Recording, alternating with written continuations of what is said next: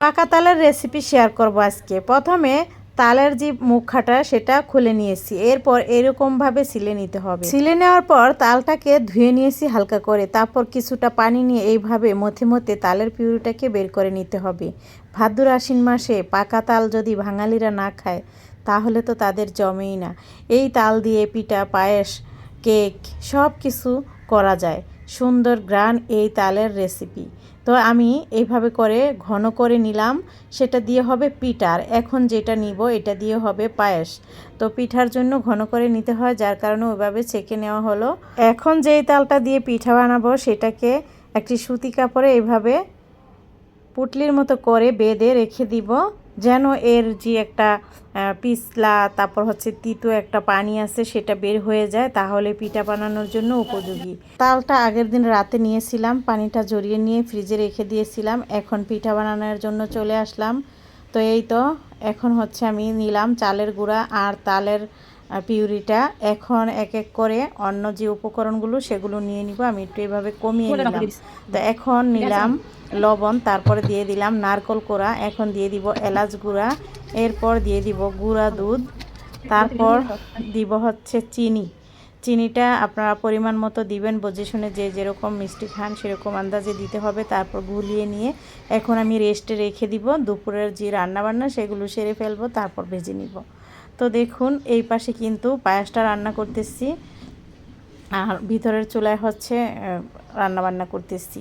তো দুইখানেই আর কি করতেছি।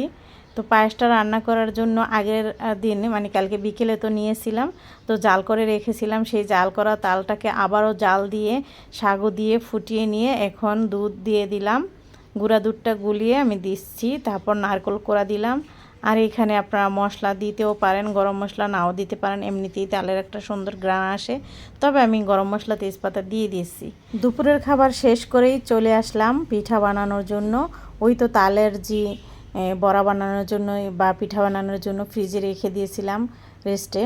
তো এখন সেটা বের করে নিয়ে ভাজবো তেল দিয়ে। তেলটা গরম হলে এর আগে হচ্ছে আমি একটা ব্যাটার রেডি করে নিচ্ছি, ডিম পিঠা বানাবো। কারণ মেয়ে শ্বশুর বাড়িতে পাঠাবো, এক পদের পিঠা কিভাবে দিই। তো এই জন্য হচ্ছে তালের পিঠার সাথে সাথে ডিম পিঠাও বানাইতেছি। প্রথমে চালের গুঁড়া নিয়েছি, এখন হচ্ছে নিলাম যে রেগুলার যে আমরা আটা খাই সেটা নিলাম। নিয়ে ভালো করে ডিমটা তো দেখলেনি ফেটিয়ে নিয়েছি চিনি দিয়ে। তারপর সেটার সাথে এই দিয়ে দিলাম আটা। আমি এখানে কোনো পানি দিইনি, কারণ চিনির ঘা থেকে অনেকটা পানি আসে। আপনারা সেইভাবে কিন্তু গুলিয়ে নেবেন, কোনো ধরনের পানি দেওয়ার প্রয়োজন নেই। চাইলে গুঁড়া দুধ আপনারা নিতে পারেন, তরল দুধটা নিলে কিন্তু পাতলা হয়ে যাবে। তো এখন আমি সেই তালের পিঠা বানানোর জন্য ব্যাটারটা নিয়ে আসলাম। এখন আমি তেল গরম করতে দিয়ে দিব চুলায়। তো এখন এই তেলগুলো একদমই ইনটেক বোতল আর কি গ্যালনটা ভেঙে ঢেলে দিলাম। তেলের যে আমরা ভাজা পোড়া খাই সেটা কিন্তু ফ্রেশ তেলটা নিয়ে খাওয়াই ভালো, নয়তো স্বাস্থ্যের জন্য অনেক খারাপ হবে। ভাজা তেল দিয়ে করতে যাবেন না। তাই এখন হচ্ছে আমি তেলটা গরম হতে হতে দু একটা রুটি বেলে কেটে নিই।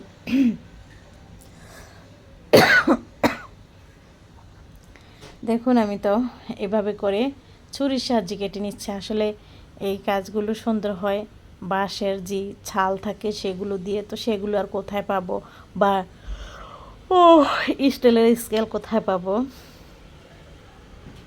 স্টিলের স্কেল দিয়েও সুন্দর হয়।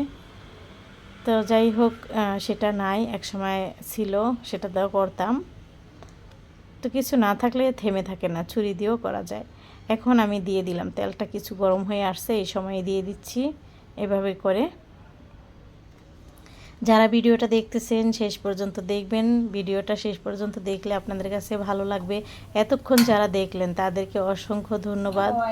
তো দেখুন এরকমভাবে আমি ভেজে নিয়েছি। তারপর আমি হচ্ছে ওই পিঠাগুলো ভেজে নিব, ডিম পিঠাগুলো ভেজে তারপর হচ্ছে আমি পাঠিয়ে দিব। আর তালের পায়েসটা তো হয়ে গেছে। ঘুম আসতেছিল বয়স দিতে গেলা, অনেকবার কাটছি আর কাটলাম না। আপনারা ক্ষমা সুন্দর দৃষ্টিতে দেখবেন, সমস্যা নেই, কী করব। এই তো এখন হচ্ছে দেখুন পায়েস, পিঠা, ডিম পিঠা এগুলো রেডি। তো আমি হচ্ছে এখন করে গুছিয়ে পাঠিয়ে দিব মেয়ের শ্বশুরবাসায়। তো আপনারা কারা কারা তালের পিঠা খেতে পছন্দ করেন? সিজনাল তাল এখন নামছে ভরপুর। ইনশাআল্লাহ নিজেরা ঘরে তৈরি করে খাবেন, কিনা তালের বড়া খাওয়ার দরকার নেই, ঘরে বসে খাবেন, সেটা ভালো বেশি। আর আমি এইভাবে এই যে ডিম পিঠাগুলো ভাজতেছি না, একটু কড়া ভাজা দিলে খেতে বিস্কিটের যে স্বাদ সেটা ঠিক আসে। তো এইভাবে দেখা গেছে ভেজে আপনি বয়মে রেখে দিলে অনেক দিন খেতে পারবেন। কেমন লাগলো জানাবেন ভিডিও।